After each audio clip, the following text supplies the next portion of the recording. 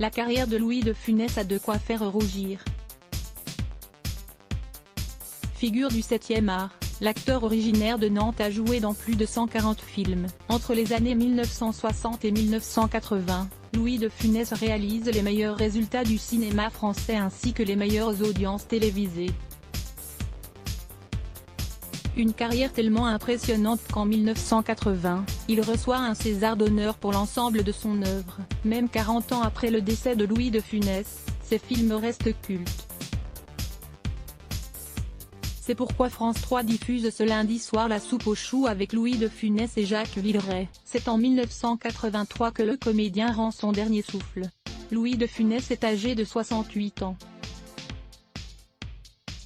Père de 3 enfants, il disparaît des suites d'un infarctus après avoir passé quelques jours en famille à la montagne. Le comédien avait déjà été victime de plusieurs infarctus auparavant.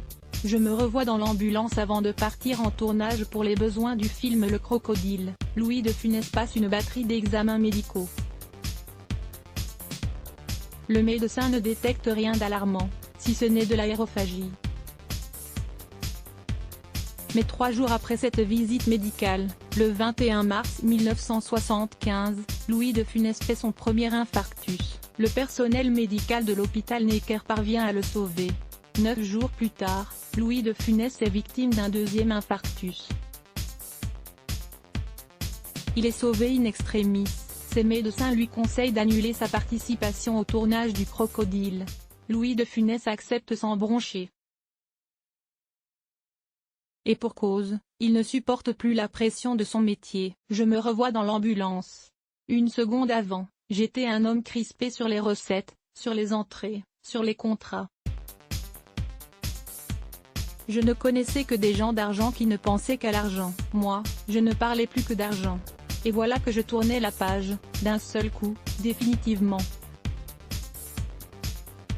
Je n'étais plus Louis de Funès, plus rien. Je savais, lumineuse évidence, que je ne me mettrais plus jamais en colère, surtout pour gagner ma vie. Ça roulait, je voyais le ciel, le haut des arbres, et j'entendais pimpone, pimpone. Je n'avais pas mal, il m'avait calmé avec de la morphine. Point.